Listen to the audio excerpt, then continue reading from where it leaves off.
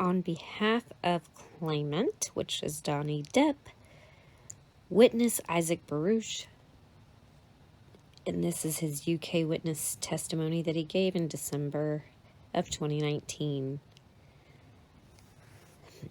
On May 21st, 2016, I was out in the neighborhood. I arrived at the Eastern at around 9:30 p.m., met a friend, and we proceeded up to my apartment, which is penthouse 2 on the top floor. Immediately exiting the elevator and at the beginning of the hallway that leads to the 5 penthouses on the floor that Mr. Depp owned, we noticed that there was broken glass on the floor from a broken sconce that hung on the wall. We then proceeded around the corner of the hallway and stopped in front of penthouse 1. Because there was a large puddle of spilt wine along with splashed wine running down the wall directly in front of the door, I said to my friend, "It looks like somebody got hammered. Probably these guys had a party," meaning Miss Heard's friends Raquel Pennington and her fiancé Josh Drew, who lived in penthouse 1. At that very moment, the door to penthouse 1 opened and Mr. Drew stepped out far enough through the doorway to address me, but also to block my view of inside the apartment. I asked Mr. Drew what had happened with the spilt wine, and he very seriously replied with words to the effect of, "We kind of had a rough day." He looked and sounded stressed and a bit worried, so I asked if he was okay and if I needed help, to which he replied, "No, it's okay, thanks," or words to that effect. I said that was okay, said goodbye, and my friend and I went to my apartment. On May 22nd, 2016, as I left my apartment a bit after noontime, I made my way through the hallway towards the elevator.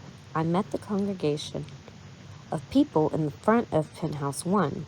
Standing in the hallway and within the open doorway of penthouse 1 stood Miss Heard, a private security person, 2 locksmiths who were working on the open door, and Mr. Drew. I also saw Miss Pennington within the apartment walking around. I greeted everyone and asked what was going on. Miss Heard, whose demeanor I would describe at that moment as being very animated and in control, informed me Mr. Depp had come by the night before and got violent, and that she was now changing the locks on all the doors of the penthouse.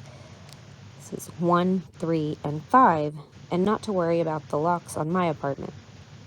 At this point, she also introduced me to the private security guy and told me he would be hanging around. I was surprised and taken back as to what she told me and said something like, "Wait, what happened?" Mr. Drew then steps towards me while giving me a head wave to follow him, signaling that he would explain it to me in private. We walked back to my apartment and entered. Once inside, Mr. Drew proceeded to tell me that Mr. Depp came by last night. He said that Mr. Depp was drunk and got angry, told Miss Pennington and Mr. Drew that he wanted them to move out, and then he pushed Miss Pennington, hit Miss Heard, and threw a phone at her. I listened in amazement and in kind of disbelief, trying to visualize what he was telling me. I said words to the effect of, "Wow, this sounds crazy and completely nuts." I then took a few seconds of thought and asked them when he and Miss Pennington were planning to move out, since Mr. Depp was asking them to leave his property, to which he replied that they were going to stay and not move out, so they can help and protect Miss Heard just in case Mr. Depp should come back and get violent again. This last little bit he told me seemed strange to me because I couldn't imagine myself being a guest in somebody's home and being told to leave and then defying the homeowner's wishes. It also seemed strange to me that I had just got introduced to the private security guy who was going to be on watch and do exactly what Mr. Drew said he and Miss Pennington were staying to do. I just looked at him and said something like, "This is crazy," or some words to that effect. We then left my apartment and walked back to the penthouse 1, where I asked Miss Heard about Mr. Depp's actions the night before. She told me that he hit her in the face and threw a phone at her. I then asked her where he had hit her, and she stretched her neck and pushed out the right side of her head for me to look at her right eye. We both were standing in front of the open doorway of Penthouse 1. With the lights from the hallway and the sunlight that came in through the windows from Penthouse 1, which was filled the room and spread into the hallway, it was very easy for me to get an excellent view of Miss Heard's face. I literally was around 12 inches from her, inspecting her face, and I didn't see a single mark or evidence of any markings, bruises, or swelling of any kind anywhere on her face. She also definitely didn't seem to be wearing any makeup at this time of day that could cover any markings or swelling.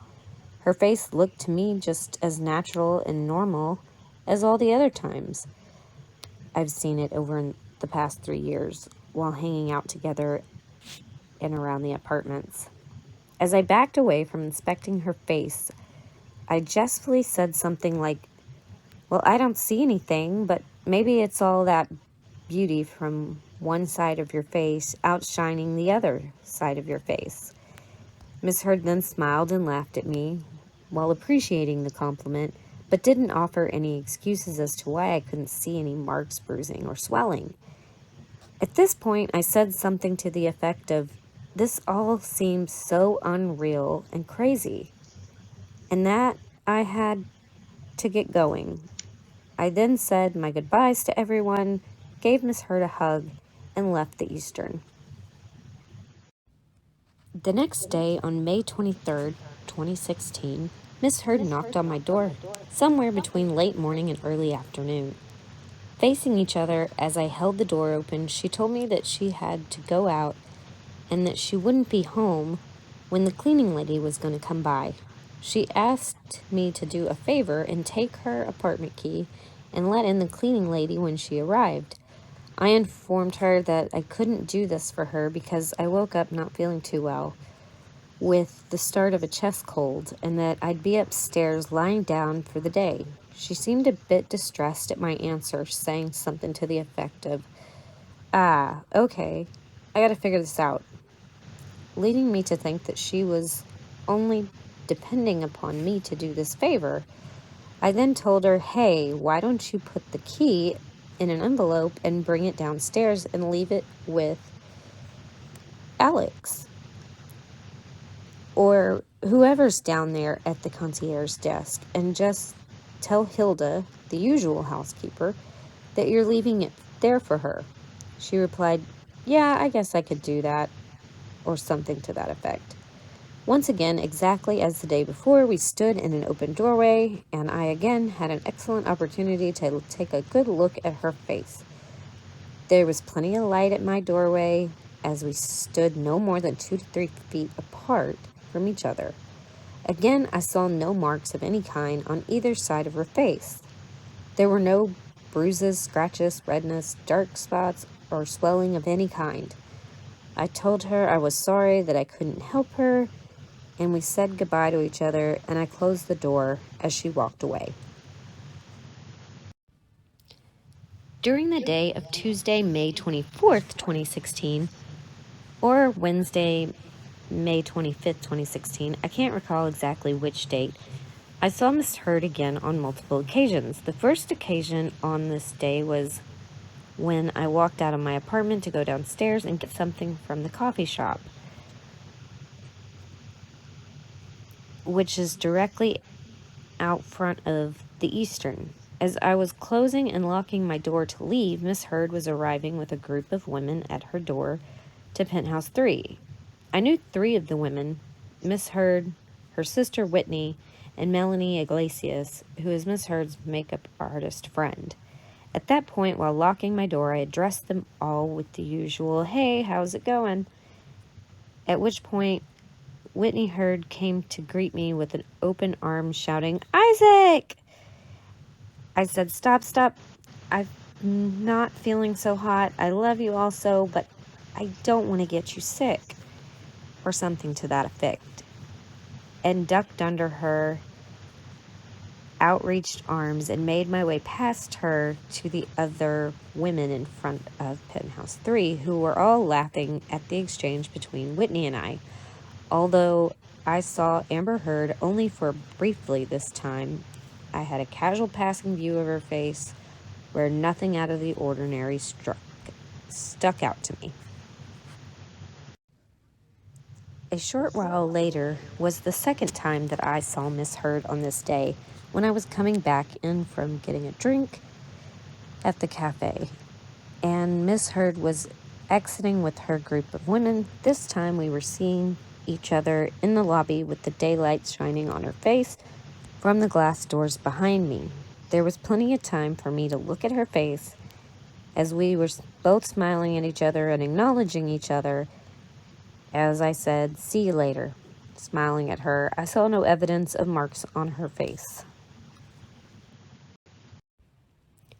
On either Wednesday, May 25th, or Thursday, May 26th, 2016, I saw Miss Heard for the last time of the particular week of May 23rd, 2016 to May 27th, 2016. It was early evening time, and I was entering the garage lobby to go into the Eastern, while Miss Heard and her sister Whitney were entering the garage lobby to exit the Eastern. Naturally, we all three stopped to talk and greet each other. Both Miss Heard and Whitney were in good spirits, and they asked me where I was coming from. I told them I finally went to go shopping to get some stuff to see if I can finally get rid of this chest cold bug thing that I got. Then Miss Heard asked me if I needed anything else since they were on their way to the pharmacy. I lifted both my arms with the 2 bags that I was holding from the supermarket and said, "Thanks, but I think I got everything." Miss Heard then asked again, "You sure? Maybe some aspirin or something?" And I smiled and I said, "I'm sure. It's all good. Thanks." We then said goodbyes, and I went to the Eastern and they went into the garage. This entire exchange took place in the garage lobby, which is well lit and has CCTV cameras. We all three were facing each other, with Miss Heard and her sister standing next to each other, while I stood facing both of them. At no time, while looking at Miss Heard's face and eyes while talking to her, did I see any type of evidence of markings, bruising, scratches, redness, or swelling of any kind. Miss Heard simply looked the way she always did, and our entire conversation was all smiles and good mood. Even myself, who had a chest cold bug, this was the last time that I saw and spoke to Miss Heard until the evening of Friday, June 3rd, 2016. Although I saw and spoke to Miss Heard within the dates of May 22nd through May 26, 2016, I was completely unaware of any allegations or restraining orders or any such thing that Miss Heard was alleging and planning. This is simply because she never spoke to me about it. Miss Pennington never once spoke to me about anything that happened, and Miss Heard and Mr. Drew never even mentioned to me that the police were called on Saturday night, May 21st, 2016. From my point of view of knowledge, I was clueless of Miss Heard's intentions the entire week of May 23rd through May 27th, 2016. I definitely did assume, after 3 years of what I had witnessed and what Mr. Depp had confided in me about, that Miss Heard and Mr. Depp were definitely going to divorce. I also assumed I would hear about divorcing in a private manner from them. I was therefore astounded and very confused when I saw an internet news report sometime during the weekend of Saturday, May 28th, and Sunday, May 29th, 2016, showing Ms. Heard with facial bruises and filing for a domestic violence restraining order. Adding even more surprise and confusion were photos published in People magazine online around Wednesday, June 1st, 2016, in which Ms. Heard was claiming she had injuries. At this point, I knew something was very askew because I had first-hand witnessed Miss Heard's face between May 22nd and May 26th, 2016, and there were no marks of any kind to be seen on her face. On Friday, June 3rd, 2016, at around 11 p.m. late evening, I answered the knock at my door, and it was Miss Heard. Without really thinking, I naturally said, "Hi, how are you doing?" She replied, "I'm not doing so good, but I made some dinner and I wanted to see if maybe you'd like to come over and eat with me." I then said, "Listen, Amber, I really don't think we should talk anymore because of all these pictures and everything I just saw this past week on the internet has got me angry, confused, and very frustrated. So I really think the best thing is that we don't talk ever again." She sort of did a double take at me, like she was surprised, and then said, "I told Johnny I didn't want anything from him. The lawyers are making me do all of this." At hearing this from her, I sort of phased out of listening to her as she kept speaking. This was because I wasn't about to get into any type of debate with her, and my own internal voice was saying, "How gullible does she think I am? The lawyers do what you agree with and tell them to do." Still looking at her, I honed back into her voice just as she, very sincerely sounding, said to me, "Well, I'm sorry you feel this way." I then said, "Okay, goodbye," and closed the door on her. In all honesty, I was really disappointed with Miss Heard's tactics. I really thought she had more integrity and emotional understanding of her own resentments towards Mr. Depp to avoid going through a divorce in this manner she was. In the 3 years from 2013 to 2016, when Mr. Depp and Miss Heard and I all resided at the Eastern at the same time, Mr. Depp had confided in me about Miss Heard's aggressive behavior and temper with him.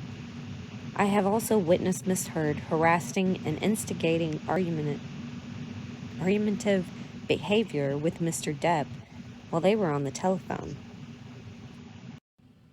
Within the first year in 2013 of living in the Eastern, Mr. Depp one day knocked on my door to visit. I opened the door to let him in, and he said, Hey, look at this. This is nice, coming to visit."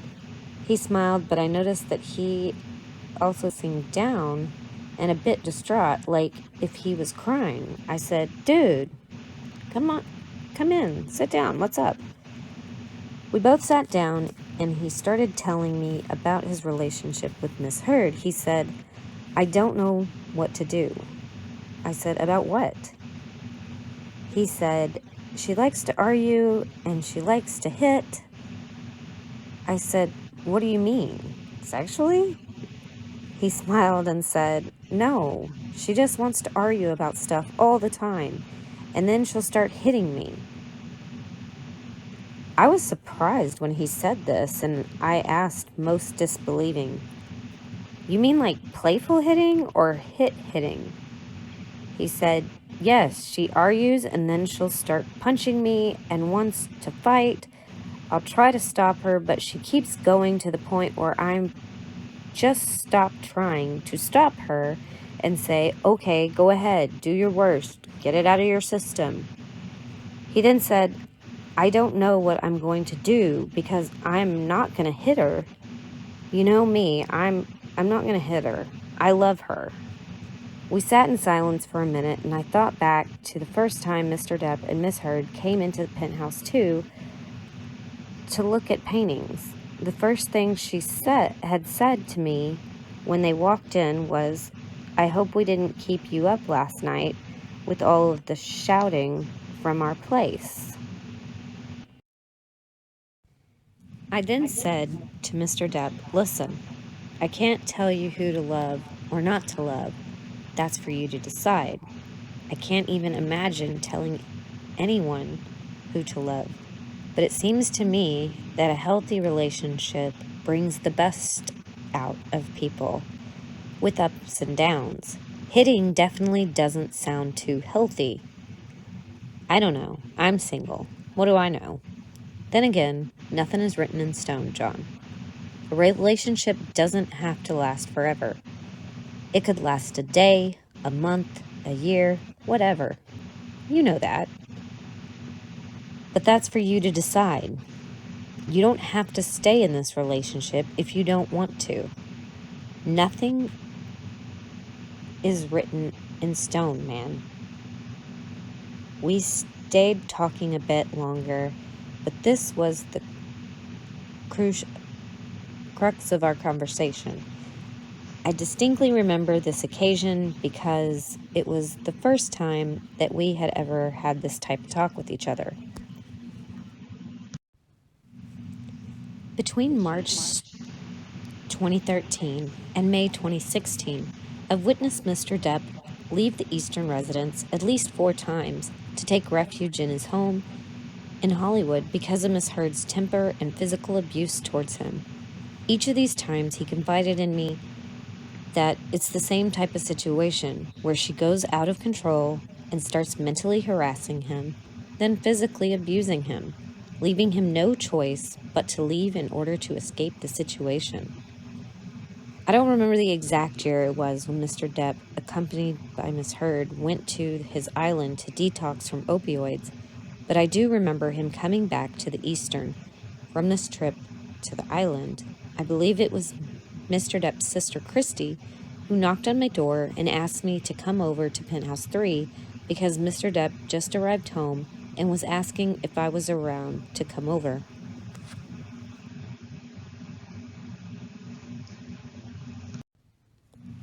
I walked into Penthouse 3 and sat down with Mr. Depp at the kitchen table. I know Christy was present in the apartment with us, for sure, because she would add to our conversation every now and then.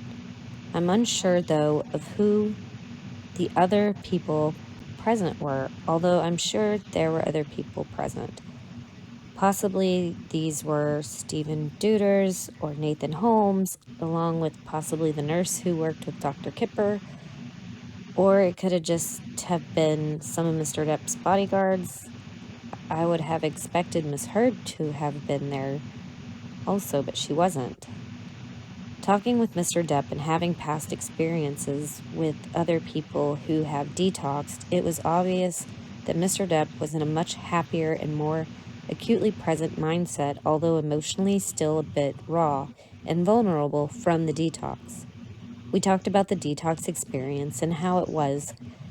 He then told me it was brutal, but even more brutal because of Miss Heard, and how she had tried to control the whole situation on the island, along with holding back the medications that were prescribed to him for the detox. I asked Miss Heard if Miss Heard was here in the Eastern. Mr. Depp told me no. He just couldn't have her around, especially after how she had treated him on the island, and that he needed time apart from her right now because she was too overwhelming for him to be around. This made sense to me as the reason why Miss Heard wasn't present, and I understood. In fact, Miss Heard had called while I was there.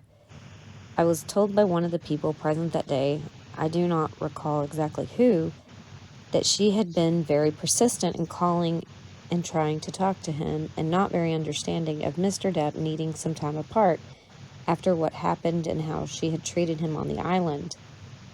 For the next week or so, I went over and spent time with Mr. Depp to talk and listen as he became more settled with his sobriety. I don't remember exactly how long a period of time Mr. Depp had to keep Miss Heard away from himself, but obviously he ultimately forgave her and she returned back to be with him in Penthouse 3 again. I will end this witness statement by also saying that in all the years I've known Mr. Depp, I have never once seen him commit an act of violence. And that is going to be where Issac's witness statement ended. So what do you think? I will actually post a video of his testimony in Virginia as well. And tell me what you think about Mr. Issac Baruch. I find him very heartfelt.